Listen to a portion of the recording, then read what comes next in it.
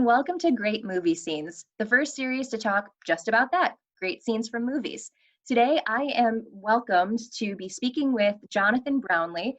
He is a director, a producer, a writer, an actor. He's also the CEO of the Dallas Film and the Dallas International Film Festival. Is there anything else we're missing? Anything else you like to do? I enjoy long walks on the beach and playing volleyball. No, it's yeah. I do wear sort of multiple hats. That's for sure. I'm a lucky guy. I get to do what I love to do. That's awesome. That's so awesome. And as a creative on a small scale, I love the hyphens. I think it's important to do in this day and age. So you're covering the gamut, and that's awesome. It's something I aspire to be. Yeah, So no, I'm glad. obviously love making films, and Yeah. then with the Dallas International Film Festival, it really gives me an opportunity to support other filmmakers. So I'm very lucky that way. Exactly. I'll have to pick your brain later about film festival submissions because that's still kind of business that I'm still trying to learn. Okay. Um, and yeah, and so, I'm definitely happy to be speaking with you. And I wanted to talk about a scene that is impactful, near and dear to your heart. Can you tell us what scene that you chose to talk about today? Yeah, well, first of all, I think the show's an awesome idea because there's oftentimes we talk about full films and things, but as a filmmaker, we work beat to beat, moment to moment, scene to scene, and so I think it's a really important conversation to talk about, what we think are great scenes, how they're structured, pulling them apart, looking at performances and things like that. And so I've chosen Michael Mann's 1995 film Heat with Al Pacino and Robert De Niro. And specifically, I've chosen what we call the diner scene in Heat. It's a lot of people are, oh no, you pick a big like explosion film. No, to me, I think the fireworks are happening between these two amazing actors and with this great director. So again, it's Michael Mann's 1995 Heat. Okay. All right. Let's take a look at it right now. McNeil before that. McNeil is tough as they say. You looking to become a penologist? You looking to go back?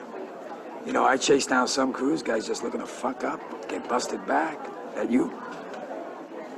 You must have worked some dipshit crews. I worked all kinds.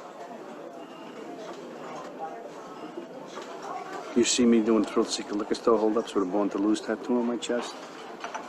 No, I do not. Right. I am never going back. Then don't take down scores.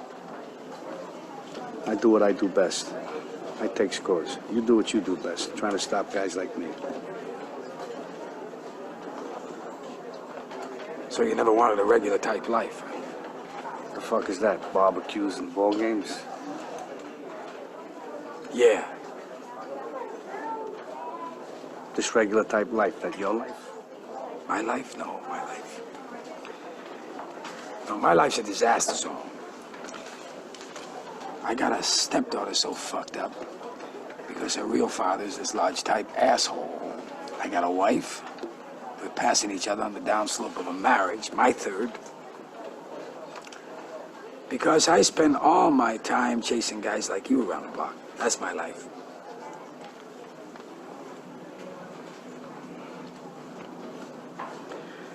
Guy told me one time, don't let yourself get attached to anything you are not willing to walk out on in 30 seconds flat if you feel the heat around the corner. Now, if you're around me and you got to move when I move, how do you expect to keep a marriage? Well, that's an interesting point. What are you, a monk? I have a woman. What do you tell her? I tell her I'm a salesman.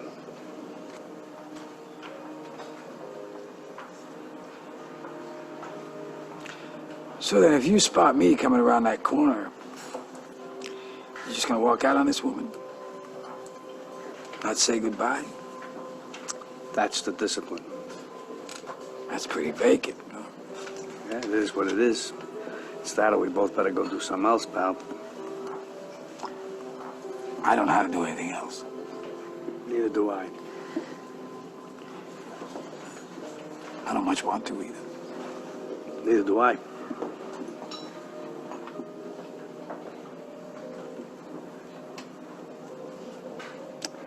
You know, I have this recurring dream. I'm sitting at this big banquet table, and all the victims of all the murders I ever worked are sitting at this table, and they're staring at me with these black eyeballs because they got 8-ball hemorrhages from the head wounds. And there they are, these big balloon people, because I found them 2 weeks after they'd been under the bed. The neighbors reported the smell. And there they are, all of them just sitting there. What do they say? Nothing. No talk? No. Just, they don't have anything to say. See, we just look at each other. They look at me. And that's it, that's the dream. I have one where I'm drowning. And I gotta wake myself up and stop breathing while I'll die in my sleep. You know what that's about? Yeah, having enough time. Enough time to do what you want to do. That's right. You doing it now? No, not yet.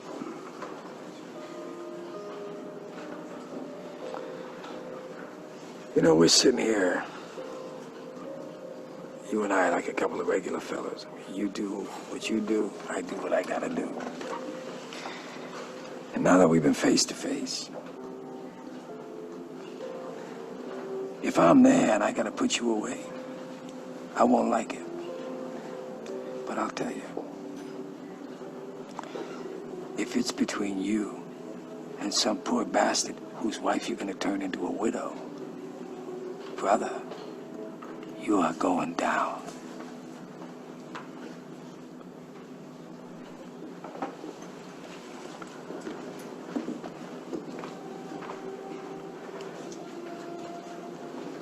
There's a flip side to that coin. What if you do got me boxed in and I gotta put you down? Because no matter what, you will not get in my way. We've been face to face, yeah. But I will not hesitate. Not for a second.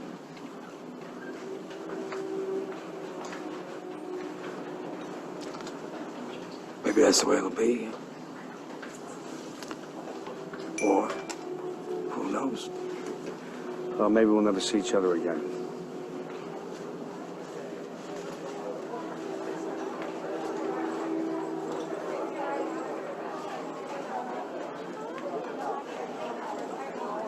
Something that kind of maybe changed your perspective on maybe like cinematography or something. Just tell us why you picked it. Yeah, for me, I started as an actor, and so as an actor, you're always looking for those incredible scenes, opportunities, and this is one of those ones that well, Michael Mann wrote the film too, right? So where you have two characters who are polar opposites, right? One's a cop, one's a bank robber in simple terms, and yet they are so similar, Right. right? What happens right before this scene is they're actually both in cars, and Pacino pulls them over and says, let's go to the diner. So there, here you have it's a very dangerous situation when you think about it, right? And yet they're sitting in the middle of this really crowded diner. Mm-hmm. So all of this is happening around, all this people getting up and waiters and people drinking wine, all that's happening. And yet you are so focused on this intense conversation that they're having, right? And you don't know, are they going to pull out guns and start shooting each other, or are they going to hug and kiss each other, right? Like I had this professor in college, Dr. Mason, and he termed this, it's like a boiling pot of water, right? It's one thing if you just pull the lid off and everything goes everywhere, but the best thing to do is just try to keep the lid on and just let these little steam pieces peek out, right? Because that's really what's exciting to watch. And so it's like two prize fighters, going at it without punching each other physically. Yeah. But they're still trying to be the alpha dog in the room. it's really quite, and it's shot very simply. Yeah. Dante Spinotti is the DP, and it's, you know, these simple, you know, singles or over the shoulder singles, um, and but he doesn't blur the background so much that you can't see all the other people and things that are going on. And then if you're listening, the score is really the people talking in the background. There's a Mhm. little bit of music that comes in about halfway through, Mhm. but there's just something so simple. And when you try to teach actors as a director, when you're directing, the hardest thing to teach actors to do is listen, is to talk and listen. And Mhm. here you have two greats who are really keyed in on each other and really listening to each other. And it's just, to me, it's a fascinating moment. Now, a couple of things that you said that I honestly could not agree with more. I have been acting in theater and then later in independent film since I was 8 years old. And I predominantly studied Meisner for about 5.5 years, and I even taught for a little bit. And there's something within Meisner training that's called pinch and ouch. So it's like, yeah, you know your line is up, coming up next, but until you're actually compelled to say it, just you have to just listen and respond and be in that moment. And that's perfectly what you see in this scene of like the pauses and the contemplations, and nothing about their performance was forced at all. Yeah. So I mean, that from that perspective alone, that's what I picked up the most. But also what you were saying about the background, I found it kind of interesting because it's like you're thinking like, you know, a cop and a bank robber, that's the chaos. But in this scene, the chaos of the movement is all around them, and they're actually the Very still. calm. They're Yeah, very still. they're very still. So that, like, that complete dichotomy of their characters in the overarching film, but in that scene, they're kind of, it's the opposite, was really quite powerful, I Yep. have to say. What about, like, because you were saying, like, you know, like over the shoulders, and like sometimes there's you know, directors and like they'll throw out terms that sometimes, you know, being on set, you Yeah. pick up on what those means, like, oh, we're shooting this MOS, you know, all of this stuff. Yeah. Yeah. Do you think that that scene, if they were doing mid to tight shots, you know, would it have been as compelling? Because it's a ping pong of the shots. So do you think that that's what really needed for it to be as compelling as it was?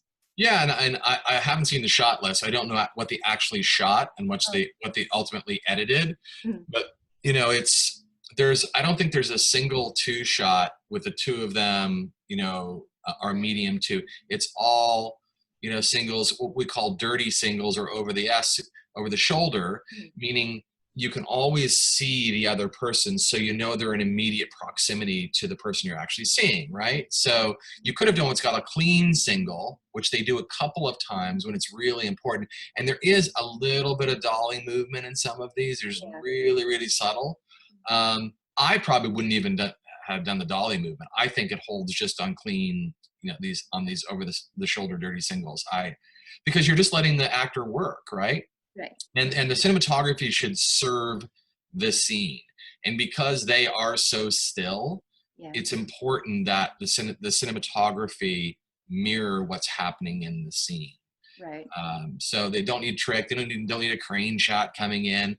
It starts with the two guys sitting there looking at each other. That's Exactly. all it needs. Yeah. I mean, and I have to say I'm kind of an old soul in the sense that I'm 33, but my love of film really roots out of films of the 70s. And that's when Pacino and De Niro, they really like rose up. They were just Yep. killing it in everything that they did. It was just amazing. Um, but also as a writer, you know, you're a writer. I also do some small films. I know, and I'm also like, I'm a huge lover of Shakespeare. And when looking on your IMDb, I saw that you're also trained in Shakespeare. And, you know, talking about text and plays and scripts, a lot of the times, some writers might have like an idea of an actor in their head when they're writing it. Like, oh, I could see somebody like this playing this Right. role. Then you also have people who are just like, yeah, as long as we get like a guy of this build, I'm fine. We'll go through the casting process and we'll find who's best for the role. Right. This scene and the text, if you were just going to dissect the text, do you think the text alone could stand up that any two actors could walk into the role and they could actually really get it right? Or do you think that there was some kind of special magic that these two kind of caliber actors had to be the ones cast?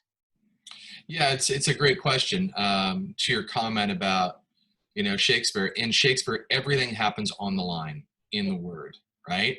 That's the beauty of whether it's prose or iambic pentameter, or it happens in the text.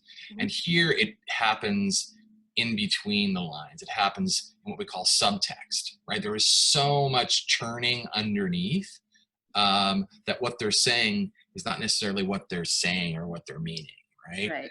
Right.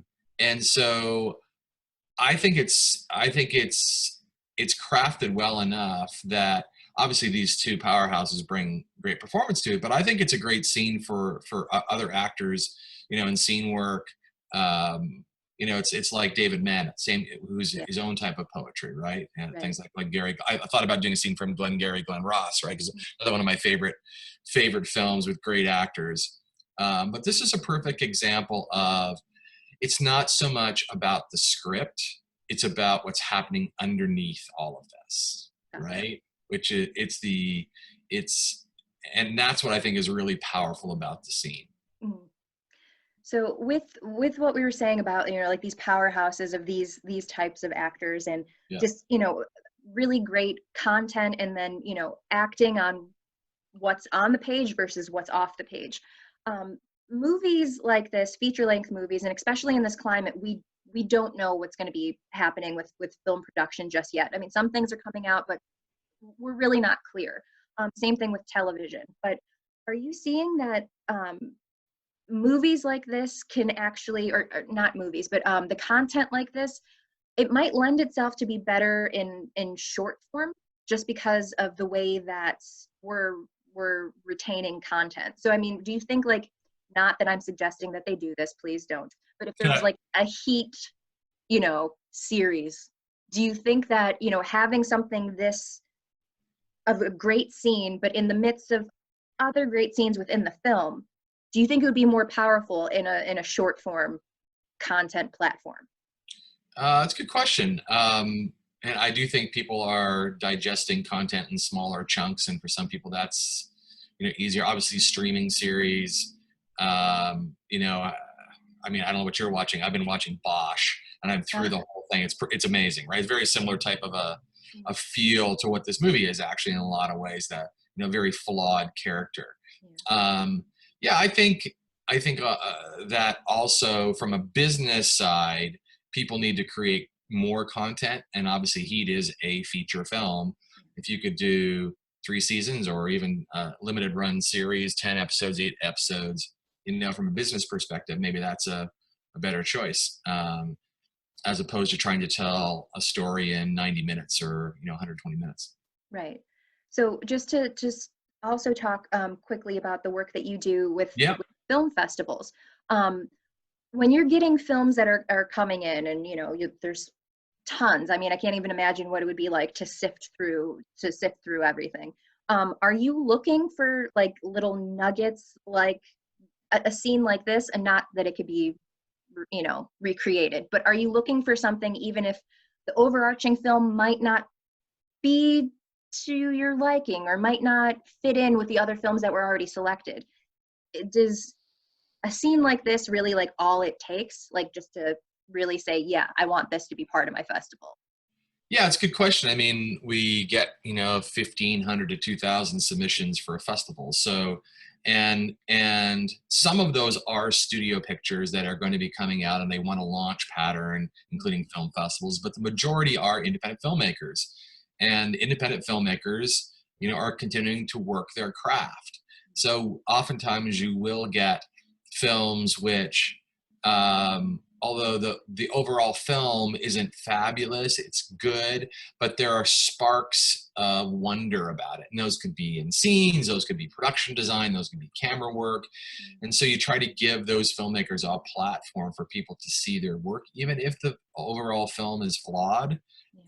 It's that part of it is really, really important, because it's something that you need to keep making and failing and trying and making and failing and trying until you get to a better place, as an artist. So I think it's important to see through some of the early mistakes that early young filmmakers make, to find that spark in every film.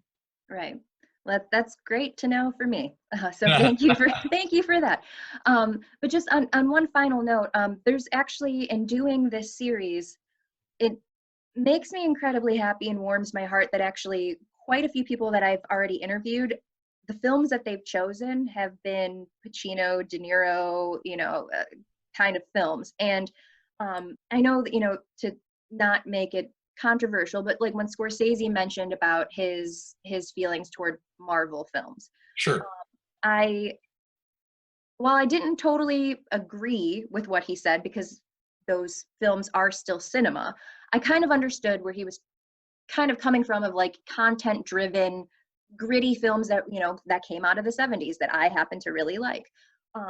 When you're seeing some of these new actors come out, these new kind of films and different genres, it's great because we're getting all kind of diversity, we're getting all kind of shades of people, male, female, straight, gay, trans. We're moving forward, and that's great.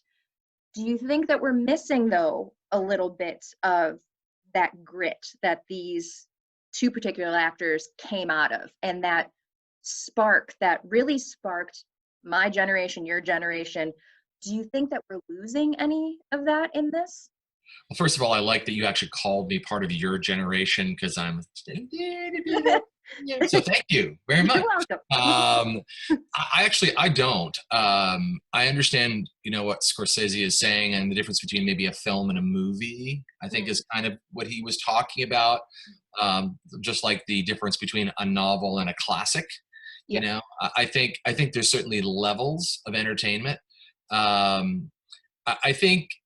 I think it is really fun. I mentioned the series Bosch, which I've binged, and now there's no more episodes, and I'm waiting. It's a very, very gritty. And I think really what Scorsese was talking about, and this is one of those scenes in Heat, where as a director and a writer, I love playing in the gray areas. Yes.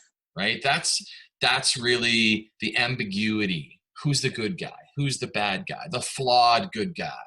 The bad guy that maybe just has one snippet of something about him that you latch onto, and you're like, damn it, I want to hate that guy so bad, but he's I mean, that is the stuff that the meat is made of, right? And I think that can happen, whether it's in a Marvel film or or a more classic film like Scorsese is talking about. I've been going through and watching the AFI 100 list again, which is a great list for people who are trying to understand the language of cinema. It's a really great place to start, right? And so it's been fun to watch a lot of these epic films again, the Citizen Kanes and the Gone with the Wind, which is 4 hours long. These really epic features, the Lawrence of Arabia's, because as a filmmaker, you really do need to continue to understand the language of cinema and the language of scene work, which is what you're talking about. There's so many parallels between great filmmakers of today and great filmmakers that have come before. And so understanding that language and understanding what you're stepping on and stepping up and moving forward in our industry, I think is really important. Yeah, I mean, I definitely agree. And I do have to say that this scene, I'm really glad that you chose it, just because it shows, for me personally, how I've grown. Whereas before, I think, a lot of times you just watch a movie just to kind of be entertained, and there's nothing wrong with that, nothing wrong with that at all. But once you do start to look at it through a more critical lens, and even the over the shoulders, I was just like, oh, this kind of like is, the angel or the devil on your shoulder. Looking at little things like that really show you how much work goes into a film. Nothing that ends up on screen is by mistake, maybe sometimes, but like the intent is there. It's by design. So to really show that, yeah, it's there for popcorn entertainment, nothing wrong with that, but it's also very much intrinsic art form. So thank you so much for picking that, because it really brought that to light for me. And I'm sure you have seen a lot of those things that I've already alluded to. That's why you chose the scene. Yeah, no, and a lot of people, who consume films, great films, you don't see the artifice of it all, right? Same thing, even though I'm a filmmaker, when I get sucked into a world by great performances, great production design, and great cinematography, and great direction, I mean, that's the art of it, right? Yeah. And so sometimes it's fun, even though this is a very still scene, it's so captivating, but this is not an easy thing to do, right? The stillness, it is just, it looks simple. Sometimes the simplest things are the hardest things to accomplish. Yeah. For real. And I know fellow creatives who have remarked about like, oh, I'm not a fan of Pacino and De Niro because it's like too much, or like they feel like it's over the top.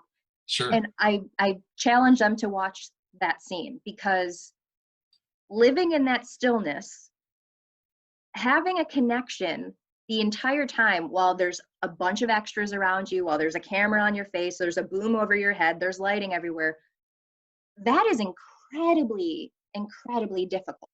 And I know a lot about Pacino. I was lucky enough to see him twice on stage in New York. And especially for somebody who grew up in theater, that impulse to kind of be seen and heard doesn't really go away easily. So the fact that there's snippets in that scene where it's just a look, it's just the way he shifts. Him thinking. Yeah, the thinking. I was like, yeah. How much do I reveal? How much do we talk about here? How much do I really trust this guy, right? Yeah. Just something so wonderful about it. Yeah, and realizing that what you're seeing, while it seems 100% natural and kind of maybe carefree, it's very calculated. Those choices, nothing is by, maybe sometimes a little bit of is improv, but in that scene in particular, any time De Niro looks down and looks back up, that's all there for a reason. That's, to me, there's no mistakes in how that came to be, and that's hard. That's difficult. So yeah, sometimes there's things that like women say, like of putting on natural makeup, but they're putting on a pound of makeup to make it look natural. It's the same thing with the actors there. It looks natural, but there's a lot that's going into it to make it being conveyed as natural. So it's work. Yeah. So yeah, thank you so much again for choosing the scene. I'm sure I could talk about it for another 5 hours, but I will not waste your time. So thank you so much for joining me today. And thank you so much everyone for watching and for watching Great Movie Scenes, the first series about great scenes from movies. We look forward to hearing from you, and catch us next time. My pleasure. Thank you.